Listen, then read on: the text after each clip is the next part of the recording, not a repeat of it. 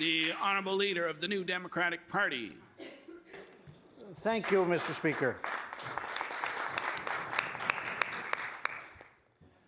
Let me begin by saying that I find myself a little surprised to be a participant in an emergency debate on climate change initiated by the present Liberal government of Nova Scotia. I'm not, of course, surprised that we would be holding a debate on this subject, because it is a subject on which people across the province have been pressing this government for several years. My surprise, rather, stems from what I think we can fairly call the hollowness of a government's initiating such a debate while continuing to fail to take any real, any transformative, any substantial, in this sense, action on this pressing subject.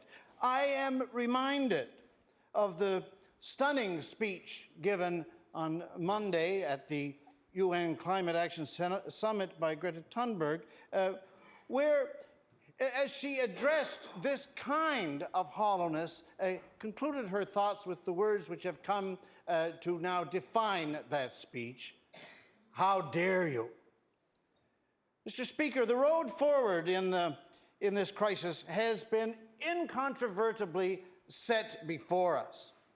Last October's report of the Intergovernmental Panel on Climate Change has made entirely clear what's required: a limit to global warming of 1.5 degrees Celsius in the next 11 years. The IPCC report has provided the world with a clear galvanization of what, for some, may have previously seemed to be an opaque question. And in terms of global public focus, in the words of Naomi Klein, this has made all the difference. It has changed everything. As a consequence, the question before us relative to any climate change proposals or any lack of climate change proposals, the question before us is very simple. Is this proposal, is this program, is this policy, or is it not consistent with the path of restricting our emissions to what is required to limit global warming to no more than 1.5 degrees? And if the answer is no, then whatever that policy or proposal is that's being discussed, it represents a clear betrayal of our planet, of species, and of people. The necessary pathway has been provided. Limiting global warming to within 1.5 degrees in the next 11 years very simply means, in Nova Scotia, that we commit to reducing our emissions to 50% below 1990 levels by 2030, beginning now, period. This means dramatic investments in renewable energy. It means mobilizing retrofitting and energy efficiency programs on an unprecedented scale. It means significant investments in clean transportation.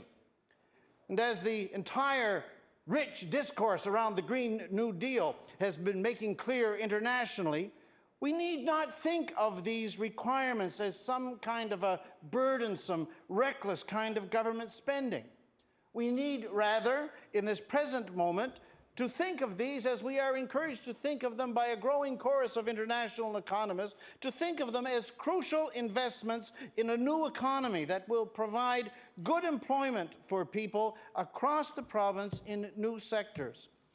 We can use this opportunity to renew and transform our economy, and to do it in a way that is sustainable and is equitable and just. Here in our province, we are no strangers to dramatic economic transformations, and we're no strangers to failures to complete these transformations in successful ways. We know this from the 19th century great transition from the economy of wood, wind, and water to that of iron, steel, and steam, which we failed to make successfully throughout our province, and nowhere were the negative consequences of this felt any more clearly than where my family comes from in Yarmouth. Something similar could be said about the great mid-20th century economic transition to an economy of modern manufacturing. Throughout our history in this province, those in power in Nova Scotia do not have a good record about grasping the opportunity of these kinds of moments to move us forward into new eras. However, this era could be different. It is true that in this moment, we can see with such clarity a better way forward. We have been presented with a way forward, but along with it comes a great challenge, that it requires an absolute unremitting boldness, an absolute unremitting visionary kind of leadership, and what the IPC refers to repeatedly as an intensification of present effort across the board. No other viable road forward is available to us in this moment, and this is the point that is being made so loudly and clearly by the persistent and defiant actions of the climate strikers. The climate strikers are right to point to the failure of the governing class, to its betrayal of the planet and of humanity. The planet strikers are right to point out that this moment, too, represents a failure of the market economy to rise to the requirements of this crisis. The climate strikers are right to identify the fact that capitalism, the world of the veneration of the market, does not have the capacity to bring what's required to walk us back from the edge of the present cliff. And in this way, it's true that in order to bring about international consensus on a path forward, we need clear recognition that climate justice and economic justice are, as Pope Francis has pointed out, that they are one and the same, two sides of the same coin. We cannot move forward into a new economy, that is, without addressing the inherent inequities that have rotted the core of our current environmental and economic moment. At the same time, the people of Nova Scotia certainly recognize that there is an urgent and direct relevance for all of these issues to our economic and geographic situation. Just yesterday, important news released about our fishery. A UN-backed panel released a new study about the state of the ocean, which has sounded the alarm that the ocean is now warmer, more acidic, less productive. It was stated in the study that if carbon emissions are not stemmed, marine life is going to suffer, and ocean species will continue to move farther and further north. The same report noted that sea levels are now rising more than twice as fast as they did in the previous period, and they are accelerating. I don't need to remind anyone that should these patterns continue or accelerate, for us in Nova Scotia, our very physical connectedness to the continent is threatened by the vulnerability of the Isthmus of Chignecto.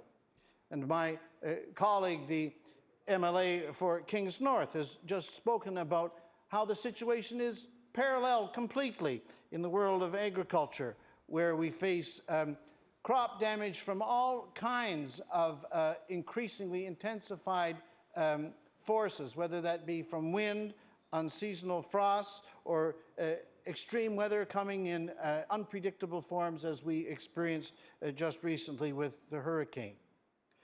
Let me say also, Mr. Speaker, that because of the role of environmental racism and for other reasons of history, there are some in our province who stand to be disproportionately impacted by the ravages of climate change. For these reasons, those who have been excluded or marginalized from public participation in our society need to be at the center of determining the path forward. The imagination, experience, and expertise of African Nova Scotian communities and of Mi'kmaq communities and others are pivotal in this regard, and this is at the core of what we are going to hear repeatedly tomorrow at the climate strike, what is being referred to by the phrase environmental justice. Absolutely, we face a climate crisis, a climate emergency. And undoubtedly, this government needs to act now to curb greenhouse gas emissions and limit global warming to below catastrophic levels. These are plain facts that everyone in our province understands. But if the government understands this also, why then has the government allowed our environmental goals legislation to expire and lay idle for 2 years past its deadline? And And why does the government believe that quietly announcing just 30 days of public consultation through an online survey is adequate to collect the input from Nova Scotians that this keystone piece of environmental legislation calls for? Why does the government believe that three little consultative questions, one of which actually proposes dropping the words environmental goals from the legislation altogether, why does the government believe that this constitutes a sufficient form by which to gather the extensive knowledge, the extensive experience, the extensive passion, the extensive expertise that is required from across the province that is needed in order to focus our collective attention in Nova Scotia to this colossal challenge? This is, Mr. Speaker, the same government which has approved an LNG plant in Goldboro that, if built, would import fracked natural gas and emit more than 2.3 million tons of CO2 and would be the single largest source of emissions in our province. This is the same government whose federal counterpart announced a climate emergency, I cannot help but recall, on one day, and then turned around and spent billions of public dollars on a pipeline. And this is the same government who have refused to adopt the strict, the tight, the serious, in the IPCC's words, the intensified targets that are absolutely incontrovertibly necessary if we are to be kept in line with the IPCC's threshold of 1.5 degrees. Mr. Speaker, the time when we can tolerate this kind of thinness in operation, this kind of hollowness, is, in my view, past. There isn't anything left to debate. We are now in the time for real, meaningful, material, principled action. As Greta Thunberg said on Monday in New York, we draw the line right here. Thank you, Mr. Speaker.